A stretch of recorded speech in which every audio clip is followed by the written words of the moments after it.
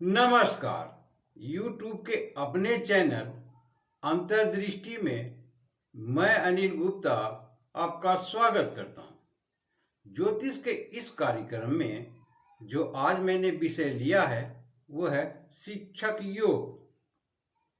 शिक्षक बनने का योग जन्म कुंडली में किस प्रकार से बनते हैं उस विषय पर चर्चा करेंगे। सर्वप्रथम ये बता दें कि शिक्षक योग कौन से जन्म लग्न में ज़्यादा बनते हैं, तो वो है मिथुन लग्न की जन्म कुंडली, कन्या लग्न की जन्म कुंडली, धनु लग्न की जन्म कुंडली और मीन लग्न की जन्म कुंडली। इनमें कुछ ऐसी बातें हैं जो मैं आपको बताऊंगा। इसी कारण से इन चारों लग्नों में शिक्षक का योग अधिक बनते हैं। सर्वप्रथम यदि हम मीन लग्न की कुंडली लें तो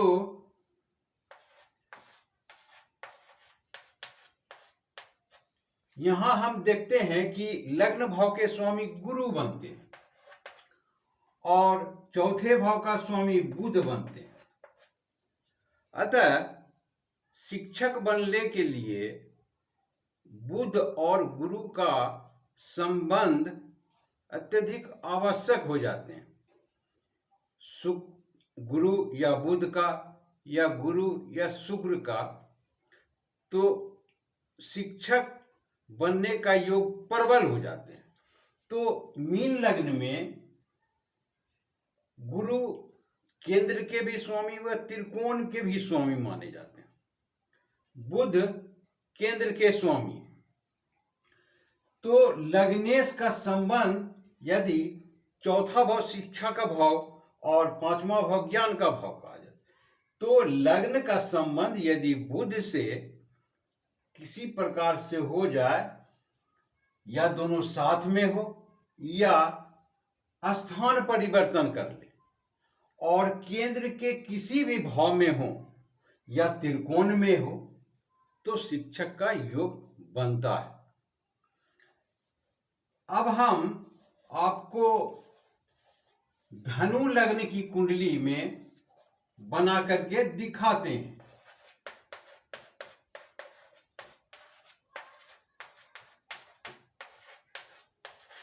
धनु लग्न की कुंडली में भी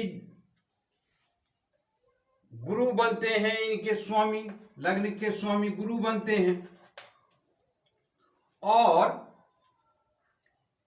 सातवें भाव के स्वामी बुध हैं और दसम भाव के स्वामी भी बुध हैं। तो यदि लग्न भाव के स्वामी का दसम भाव के स्वामी के साथ यदि संबंध बनते हैं और त्रिकोण में या केंद्र में कहीं भी हो, जिस प्रकार से मैंने पहले वाली कुंडली में बताया, यदि यह स्थान परिवर्तन कर ले या एक साथ हो जाए और केंद्र या त्रिकोण के किसी भी भाव में हो, तो शिक्षक का योग बनता है। अब हम आपको कन्या लग्न की कुंडली में बताते हैं। कन्या लग्न की कुंडली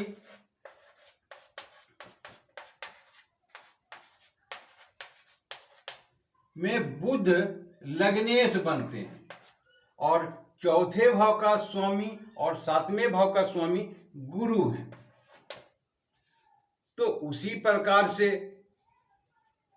बुध का संबंध गुरु से स्थान परिवर्तन के साथ हो जाए या एक साथ हो और केंद्र त्रिकोण में हो, तो इस प्रकार से शिक्षक योग बनते हैं। उसी प्रकार से मिथुन लग्न की कुंडली में भी ऐसा ही होता है। 3 उदाहरण हम काफी दे चुके हैं, चौथे की आवश्यकता नहीं होनी चाहिए, समझ गए होंगे आप। अब हम दूसरे प्रकार का योग बताते हैं कि यदि बृहस्पति, गुरु या बुध त्रिकोण या केंद्र का किसी भी भाव का स्वामी हो, त्रिकोण में या केंद्र में, और 10वें भाव के स्वामी के साथ संबंध बनाता हो, और 10वें भाव का स्वामी जो भी हो वो स्वगृही हो,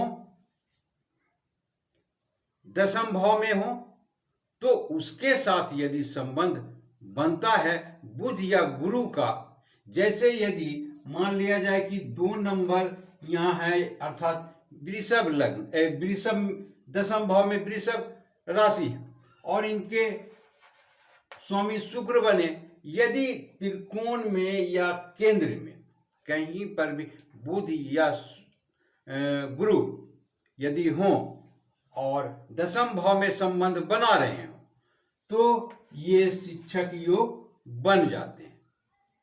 अब हम एक और तरह की स्थितियां बताते हैं जो जन्म कुंडली में बनती है कि यदि 5वें भाव में गुरु या बुध, अर्थात पंचमेश गुरु हो या बुध हो, तो और वो 10वें भाव के स्वामी के साथ में संबंध बना रहे हो, जो 10वें भाव के स्वामी यहाँ यदि बुध हो तो 10वें भाव के स्वामी गुरु हो अथवा शुक्र हो, तो उनके साथ संबंध बना करके यदि 4थे भाव में बुध और शुक्र हो या गुरु शुक्र हो तो भी शिक्षक योग बनते हैं। तो ये था शिक्षक योग बनने का उदाहरण कुछ। आशा करता हूं आपको ये एपिसोड अच्छा लगा होगा। आपने पूरा वीडियो देखा, इसके लिए बहुत बहुत शुक्रिया, धन्यवाद।